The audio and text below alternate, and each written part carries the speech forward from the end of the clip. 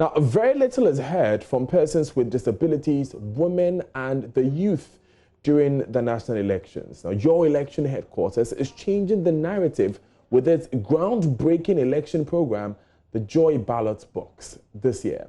The Ballot Box is promoting an all-inclusive election 2020. As part of treatment, we take you into the lives of people we hope to impact. 22-year-old Emanuela Catherine Hayford is one of such people who is forced to endure her quest to climb the academic ladder as a person living with disability. This phenomenon, she says, is having a toll on her studies. As we prepare to create that platform for the electorate to engage with their duty bearers on issues that will inform their votes, JoyNews' Emmanuel Jivenu tells us Emanuela's difficulty in accessing public places, a key concern for PWDs.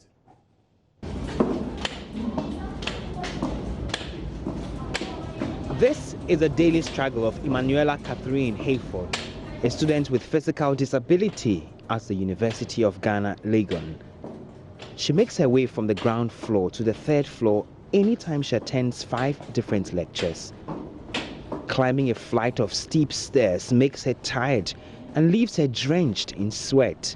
For 8 months, she's expected to be used to climbing up and descending the stairs. But Catherine says making it up and down strains her and leaves her body aching throughout the day and night. Worst of it all is when she has to use the washroom. Catherine says she is forced to retain her urine and descend slowly to the ground floor to ease herself, an experience she describes as humiliating. I go to class panting, like short of breath, like it's a hassle. Like I basically feel like don't feel the need to be in class because it's stressful. Even the stares alone you get from people when they see you sweating and panting, even the stares they will give to you alone is a different thing altogether, and it's sad. On a daily, she has to journey up to the lecture room an hour ahead of schedule in order to secure a seat. Such is her daily nightmare in a quest to access education. All my lectures are on JQB top floor. I'll have to take the staircase, about 30 staircases before I get up there, and my class is at the far end. And with that, I have to wake up very early in the morning. If I have class at 7:30, I have to make sure I'm ready by 6 so that I'll come and take the staircase at my own pace and go and settle and wait for the lecture to come. And it's really a struggle. Because of a daily stress in accessing the lecture room, sometimes she misses classes, and that is taking a toll on her academic work. Yesterday, for instance, I had to miss lecture because my lecture was on the top floor, the top floor of JQB. So I had to miss that lecture because the trauma I passed through taking the staircase. Yes. A bus for students with mobility challenges transports her to and from lectures. But days that the bus is unavailable, Catherine would have to either spend 12 Ghana cedis for a taxi or forfeit class. She admits this is having an adverse effect on her studies. At times we'll be given group works and we would have to meet at a particular point to discuss or make contribution.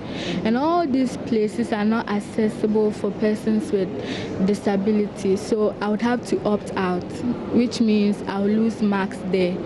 The University of Ghana established an office for students with special needs to cater for the welfare of individuals with any form of disabilities. The office is supposed to make sure that the school reasonably accommodates Catherine by ensuring all lectures are organized in rooms accessible to all.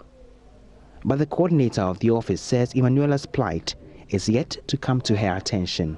Catherine hasn't informed me about her lectures being at JQB. I know about Catherine, I know she has difficulties, but what I know is that our bus takes her to and from her lectures.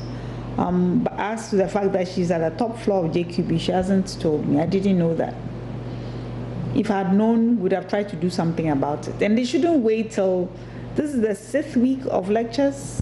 I mean, if we know at the beginning of the semester, then we can do something about it. But if she waits till this long, then it's more difficult to do something about it. Long term, we have to make the buildings accessible. And I've been saying that every opportunity I get. It is the law.